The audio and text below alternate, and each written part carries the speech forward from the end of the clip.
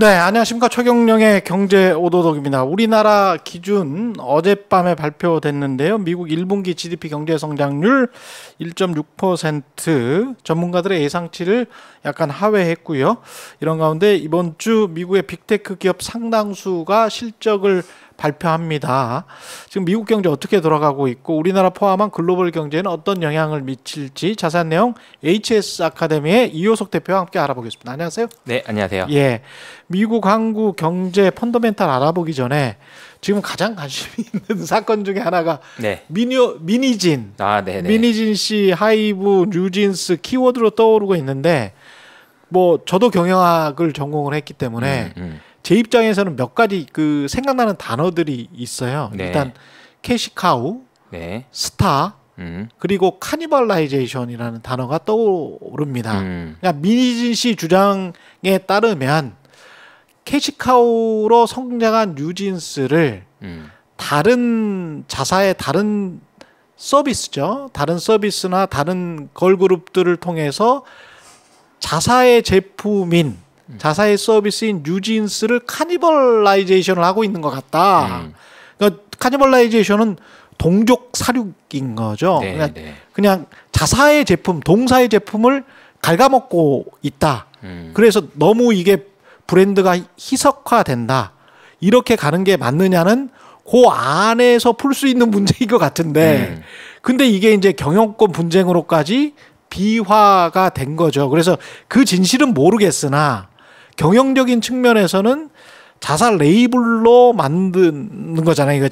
이건 자회사도 아니야. 예, 자사 레이블로 하이브 내에 있는 어떤 브랜드 총괄 매니저 같은 사람이에요. 미니진이. 근데 그 사장과 브랜드 총괄 매니저 사이에 이렇게 싸움이 난 거지. 그러니까 P&G에서 뭔가 굉장한 제품을 만들어서 잘 팔리는데 비슷한 제품이 막 들어와 버리니까 이게 그 브랜드 가치가 또 떨어져 버리는 거죠. 그 이야기를 지금 하고 있는 것 같습니다. 네. 그 안에서는. 네네네. 근데 이게 또 옵션까지 걸려 있어가지고 사실 예, 좀 정리를 해주셔야 될 것 같아요. 저도 이제 예. 자세하게 어제 이제 2시간 이상 얘기하신 걸로 알고 있는데 예. 제가 다 보지는 못했고 예. 그 내용에 대해서 이제 제가 어떤 의견을 말씀드릴 정도로 깊이 있게 알지 못해서 좀 조심스럽긴 한데요. 그런데 이제 이 사건을 바라보고 이 사건을 공부하면 말씀하신 대로 이제 경영학이나 이런 부분들 다 공부할 수 있겠더라고요. 그렇죠. 용어들이 웬만한 용어들이 다 나와서 그렇죠. 그 용어들을 설명하고 이게 이해하다 보면 웬만한 경제 지식이 다 쌓일 수 있겠다 이런 생각이 들 정도로 좀 그 첨예한 사건인 것 같은데요. 저는 이제 그 투자 업계에 있었다 보니까 저희 업계에 있었던 사례 간단히 말씀드리면서 좀 풀어보면은 저희도 이런 제도가 있습니다. 이제 운용사에서 고객의 돈을 받고 운용을 하죠. 그런데 운용을 하다 보면은 누구 의견을 받아들일 것이냐의 문제가 생깁니다. 예를 들어서 대표 매니저가 딱 자기가 모든 책임을 지고 다 의사결정을 하면 상관이 없는데 이 사람은 좋다고 해서 사자고 했다가 샀는데 빠지면 누구 책임이며 오르면 또 누구 책임인지가 모호할 때가 굉장히 많아요. 그렇죠. 사실 이 말씀을 드리는 이유는 어떻게 보면 우리가 살아가는 이 세상이 이런 문제들이 다 있어요. 사장님이 나는 좀 내가 열심히 일했다고 생각하는데 월급 안 줘. 혹은 뭘 또 그 인센티브 안 줘. 등등부터 시작해서 그렇습니다. 어떻게 보면은 내가 한 것만큼에 대한 보상에 대해 충분하지 않다라고 생각하는 것에서부터 시작되는 것 같아요. 그럼 이게 문제가 뭐냐면은 결국은 앞서 말씀드린 이런 거예요. 아까 펀드 매니저를 얘기했어요. 어떤 한 펀드가 있어요. 그러면 그 펀드에는 한 명의 책임자만 있으면 돼요. 근데 멀티 매니저라는 제도들도 있거든요. 예. 그럼 멀티 매니저는 뭐냐면 각자 그 돈들을 쪼개가지고 이거는 네가 하고 이건 네가 하고 이런 식으로 운용을 해요. 그러면서 성과 배분도 하고요. 그러다 보면 또 어떤 일이 생기냐면 내 아이디를 제가 뺏어가. 이런 일들이 생기고 내 아이디를 뺏어가지고 제가 샀다가 또 내가 사고 있는데 쟤는 또 팔아. 이런 식으로 해서 감정적인 문제가 생기고 굉장히 복잡한 문제가 생기더라고요. 근데 여전히 이 문제를 계속 꾸준하게 잘 이끌어가고 있었던 예를 들어서 해외 같은 경우에는 이제 레이 달리오라는 그런 헤지 펀드 같은 경우에는 그분이 이제 강조하신 단어가 하나 있어요. 그 단어가 뭐냐면은 극단적인 투명함이에요. 극단적으로 투명해야 된다는 거예요. 모든 사람에게, 직원들에게 이것이 어디서 성과가 났고 그 부분에 대해서 내가 받아들일 수 있게. 사실은 이 사건들을 그냥 쉬운 말로 표현하면 이거예요. 아, 이거 내 거다 이거예요. 이거 내 거다. 근데 얼만큼 네 건데 이게 부분적으로 네 거니까 문제가 되는 거고 그렇습니다. 만약에 전체 다 네 거야 라고 했으면 문제될 게 하나도 없죠. 네. 그런데 이게 어떤 식으로든 쪼개서 이만큼이 내 건데 난 섭섭해 이거거든요. 섭섭해. 그러네. 이게 이제 감정이 들어가다 보니까 예. 문제가 생기는 것 같아요. 제가 볼 때는 그래서 이런 문제가 앞으로도 계속 될 수밖에 없고 그렇다라고 한다면 해결할 수 있는 방법은 뭐냐? 그러면 극단적인 투명함을 선택하는 건데 이 극단적인 투명함을 선택하기 위해서는 굉장히 많은 자신감 그리고 결단 이런 것도 필요하지만 그 전에 사전적으로 굉장히 꼼꼼하고 자세한 그 제도적인 장치들이 있어야 돼요. 그런 부분에 대한 합의가 있어야 되는 거고요. 이런 부분이라고 저는 생각을 하고 있습니다. 제품이랑 또 다른 게 이거는 서비스고 엔터테인먼트고 창의력이라는 지적재산권이 걸려 있는 문제잖아요. 근데 네. 그 창의력이라는 게 사실은 뭐 어떤 뭐 세계 유수의 어떤 브랜드 같은 경우도 어디에서 뭘 베껴왔는지 그리고 가령 옛날 무슨 뭐 한국의 전통의 미학에서 뭘 베껴와서 지금 지적 브랜드로 사용한다, 지적 재산권으로 사용한다 그러면 이거 막을 방법이 없거든요. 맞아요. 지적 재산권이라는 거는 한 100년 전에 생긴 거이기 때문에 그럼 그 전에 있었던 거를 내가 창의적으로 해석했다.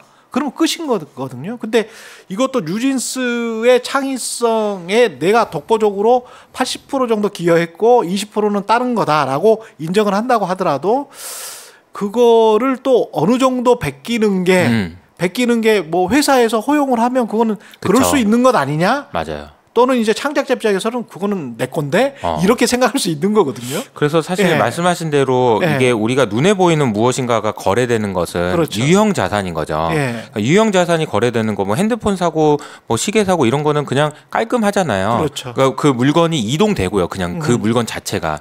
그런데 무형 자산이라는 것은 말씀하신 게 딱 무형 자산이거든요. 예. 이게 무형 자산은 거래가 잘 안 됩니다. 그렇죠. 원래 거래가 잘 안 돼요.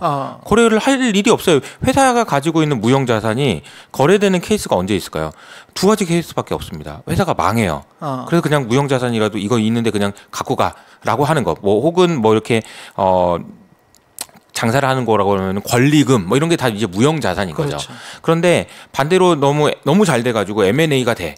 이런 경우가 아니면 무형자산은 거래가 되지 않습니다. 그렇죠. 그러니까 거래가 되지 않는다는 얘기는 무슨 얘기냐면 평가가 제대로 되지 않는다라는 얘기고 평가가 제대로 되지 않는다는 얘기는 결국은 분쟁이 많을 수밖에 없다는 얘기예요. 그러니까 지금 이제 싸움이 많을 수밖에 없는 이야기를 가지고 하고 있는 건데요. 네. 사실 우리 사회가 앞으로 발전하기 위해서 저는 나아가야 되는 방향은 이 시대는 너무나도 명백하게 유형자산의 시대라기보다는 무형자산의 시대예요. 이미 넘어갔습니다. 무형자산의 시대로. 네. 그래서 뭐 심지어 미국에서는 자본이 없는 자본주의라는 얘기까지 나와요.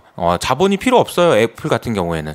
애플이라는 회사에는 공장이 없습니다. 그냥 거기는 다 디자인만 하고 R&D만 하고 이런 AI 기술만 가지고 있고 이런 기술만 있고 다 제조는 뭐 중국에다 떠넘기는 뒤에 이제 제가 소개해드릴 얘기도 비슷한 얘기인데요. 네. 저는 이런 이야기들이 끝단까지 지금 가고 있는 상황이라고 저는 생각해요. 미국에서는 아예 유형자산은 포기하고 제조 이런 거 포기하고 일부 물론 AI나 이런 쪽에서는 우리나라에서 해야 되지만 나머지는 다 이렇게 취하고 있었다가 네. 이게 여러 가지로 문제가 된다라는 걸 알면서 이제 다급하게 다 할 수는 없으니 몇 개만 가져와서 여기다가 공장 지어라라고 얘기하고 있는 상황이라고 저는 보고 있거든요.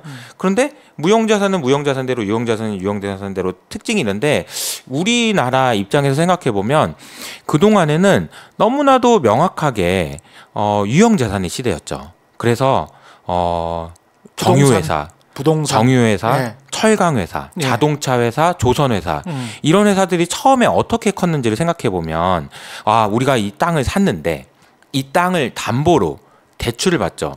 그리고 이 건물을 짓고 공장을 지었으니 이 공장을 담보로 대출을 받습니다. 은행과의 거래예요.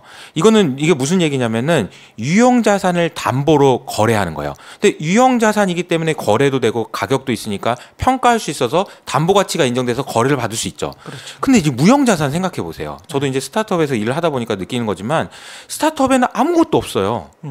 건물도 없어. 다 빌려 쓰는 거고 그렇죠. 사람밖에 없단 말이에요. 대출을 어떻게 받아요? 은행에서 뭘 믿고 대출 받습니까? 대출이 안 되는 거예요. 그럼 무형자산을 기반으로 한 회사들은 자금을 조달할 수 있는 유일한 방법이 주식을 팔아서예요. 그러니까 이게 뭐 뒤에도 연결되는 얘기지만 사실 주식을 팔아서 조달해야 된다는 얘기이기 때문에 주가가 너무나도 중요합니다. 그러네요. 그러면 이 주가의 가치가 올라가는 것이 조달 비용이 싸진다는 얘기고. 그렇죠. 그러니까 우리 기업은요, 우리 시대가 무형자산이 아니고 우리 이야기를 하다 이제 무형자산 이야기가 나오는데 무형자산으로 굴러갈 수 있는 나라가 되기 위해서는 그 자산의 가격, 그러니까 주식의 가격, 그 기업의 가치를 제대로 평가받을 수 있고 그런 시대가 와야지 이걸로 조달을 받아가지고 이 회사가 더 커지고 이런 일들도 생길 거다라는 거죠. 그래서 종합해서 말씀드리면 이제 이야기하다가 좀 센 것 같은데 예. 이 무형자산 이 시대에는 우리가 생각할 수 있는 것들, 그 기업이라면 어떻게 해서 돈을 벌고 어떻게 해서 돈 빌려서 장사할 것인가 생각해 보면 대출 못 받아요. 그렇죠. 네, 대출 못 받습니다. 예. 그러니까 대출 시장이 아니고요. 자본 시장이 그만큼 중요하다는 얘기예요. 자본 시장이 얼마나 발전돼 있느냐가 너무너무 중요하다라는 걸 알 수 있다라는 거죠. 엔터테인먼트 업계도 사실은 이게 고부가치 산업으로 커 나가려면 포가 더 평가를 받아야 되거든요. 높은 평가를 예. 받아야죠. 근데 아까 말씀하신 대로 레이 달리오 말대로 극단적인 투명함을 통해서 우리가 어떤 식으로 우리의 무형 자산들을 키워나가고 있는지를 내부적으로도 그리고 외부적으로도 인정받지 못한다면 그러면 우리 엔터테인먼트 업계가 많이 성장할 수가 없을 것 같다는 생각이 드네요. 없습니다. 네. 예. 그런 식으로 생각을 해보면 과거에 정주영 회장이 왜 500원짜리 동전 하나 보여주고 거기에 거북선 그려진 거 보여준 다음에 야 500년 전에 우리 이런 거 만들었어. 너희들한테 왜 상선을 하나 못 만들어 주겠어? 라고 했을 때 그리스 선주가 그래 한번 만들어 봐. 이게 이제 사실은 무형 자산을 인정을 해준 거거든요. 그렇죠. 예, 그렇죠. 그들의 히스토리를 인정을 해준 거거든요. 그렇죠. 그런 기업 이게 바로 또 기업가 정신입니다. 기업가 어떻게 보면. 정신이죠. 예. 네. 그러니까 이거를 또 인정해 주는 게 자본주의고. 맞습니다. 예. 네. 그러니까 우리가 좀 더 그쪽으로 발전을 해야 될 것 같아요. 예. 발전을 해야 될 것 같습니다.